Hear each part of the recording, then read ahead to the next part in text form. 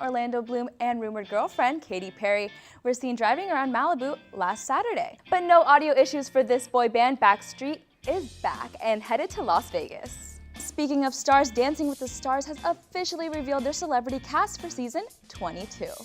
The 12 celebrities appeared live on Good Morning America this morning with their professional dancing partners. Thunderstorms beginning tomorrow, also into Thursday. Expect a cooling trend to lower those temperatures into the weekend. That's right, guys, the snow has arrived, but in Northern California. The storm that made its way through the Bay Area on Monday left a fresh blanket of snow in the High Sierra. The Malibu Labor Exchange will be moving their current trailer to the east side of the public library because their current trailer sits on the site of the future Santa Monica College Malibu campus parking lot. Going into Friday before we see a little bit of a cooling trend, but right now winds have calmed down and looks like El Nino is keeping up with the Kardashians. The roof of Kylie Jenner's $2.7 million mansion wasn't prepared for last Sunday's rainfall. And Olivia Newton-John's former boyfriend, who disappeared 11 years ago, has been found. What do you guys think? I am ready for Taylor Swift and Calvin Harris to move in. I'm kind of excited. I already called dibs on the room. Yeah, we already called the room. That two-story guest house? I need a little space in there too. Steven Spielberg may have some regrets about selling his Malibu estate too soon. According to Pepperdine's course catalog, each Seaver College student is required to complete 64 units of general education, which comes out to about 19 courses. So how does this compare to other private universities in the area? What I'm going to say next is probably going to shock a bunch of people. Did you know that we've been singing this popular song wrong? If you're a 90s kid, chances are you've been singing along to Hans's 1997 hit single. And the saying, like mother, like daughter, has never been more true. Katie Holmes and Suri Cruz were spotted out and about in Agora Hills on Sunday, spending some mother-daughter time. They say good things come in twos, and that is definitely true for Vintage Grocers. The grocery store is celebrating its second anniversary this month and has just announced that it will be opening up a second location. Chris Hemsworth and his wife Elsa Pataki aren't giving up on LA just yet. The couple who moved out of Malibu earlier this year to return to Australia just purchased a new estate in town. That Santa Monica is at 66, Agora Hills is at 50, Thousand Oaks at 64, and Calabasas at 51. And we may have a confession from our favorite teenage drama queen, Lindsay Lohan. Earlier today, TMZ reported that the actress was engaged to 22-year-old Russian heir Igor Tarabasov.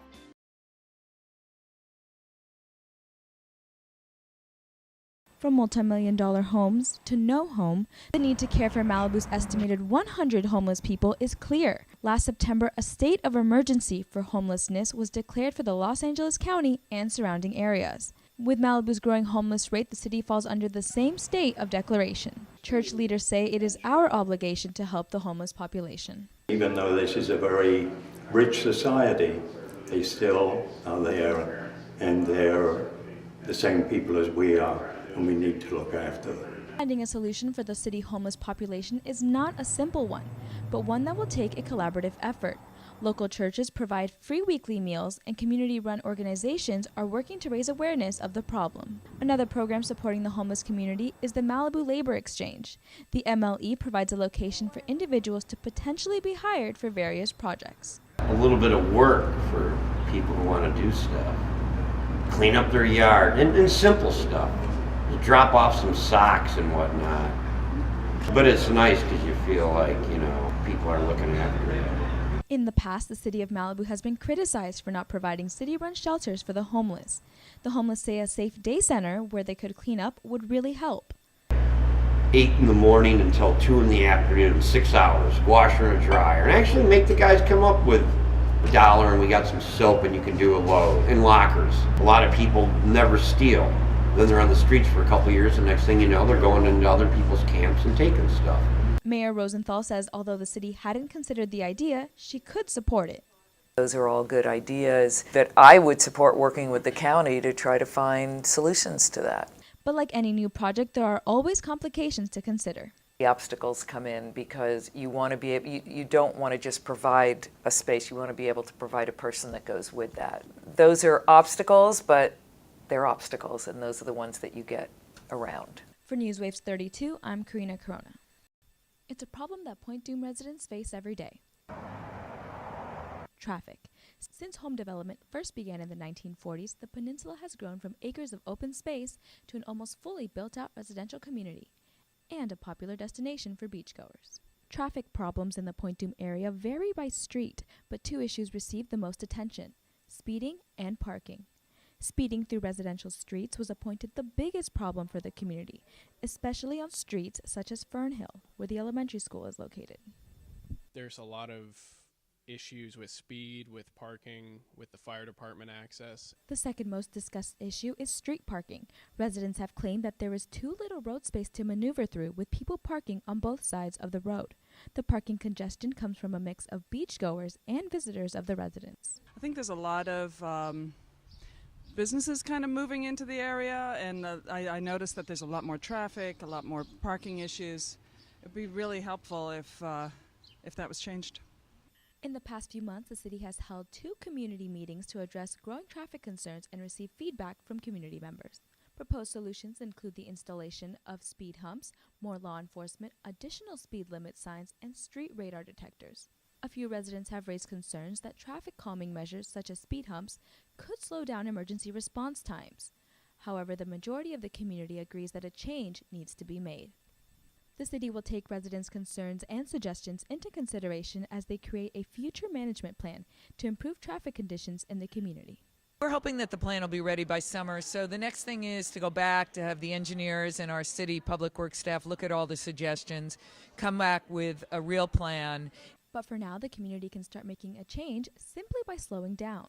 Looking inward and saying, maybe I need to slow down, maybe I need to talk to the people that work at my home or come visit me, or my children, and really we need to work as a family and as a community to take some personal responsibility.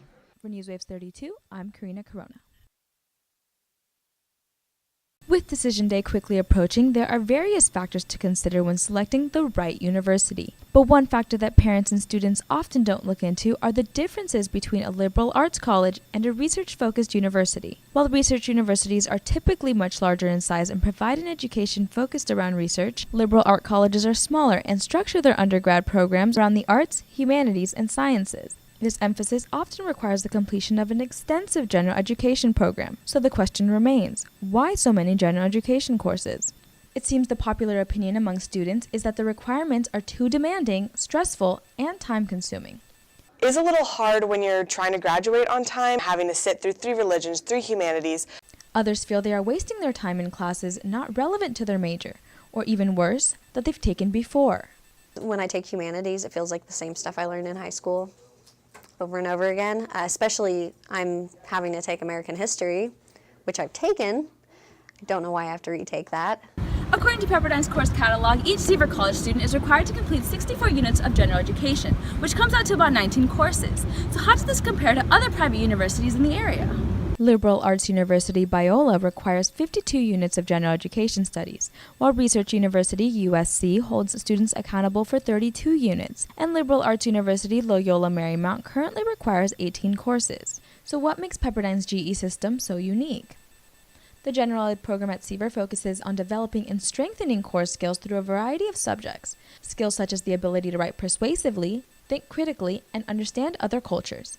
We want students who are going to go out and be leaders, that's part of mission, but we want students who are going to go out and literally change the world. And in order to do that, you have to have a sense of place and you have to have a sense of understanding in society. With a motto of purpose, service, and leadership, it's clear that Pepperdine's general ed program has been created with the students' benefit in mind. Liberal arts graduates often move much more rapidly into positions of management, into positions of leadership, and it's exactly those kinds of things that are delivered through the GE program. It's hard to see the payoff, I think maybe at the time you're enrolled in the GE curriculum, but we feel strongly that it's developing those things that are really what differentiate a Seaver College graduate. With 19 requirements, the biggest worry for most Seaver students is completing their GEs on time. However, the GE system was designed to be integrated into each student's 4-year plan, and even offers a variety of options for making sure each course is completed. One option is to enroll in the Great Books Colloquium, which allows students to opt out of 5 of the GE courses. Undergrads at Pepperdine may also complete GE courses in summer programs offered both in Malibu and abroad. And for incoming students, passing advanced placement exams will allow for the transfer of credits, therefore lessening the GE requirement. Although students often have a checkbox mentality when it comes to completing their GEs, Pepperdine believes it's these courses that prepare Seaver graduates for life after graduation. So I took history to a 4 last semester. I really liked the professor. Not only did he really know what he was talking about, he was really passionate about it. For Newswave 32, I'm Karina Corona.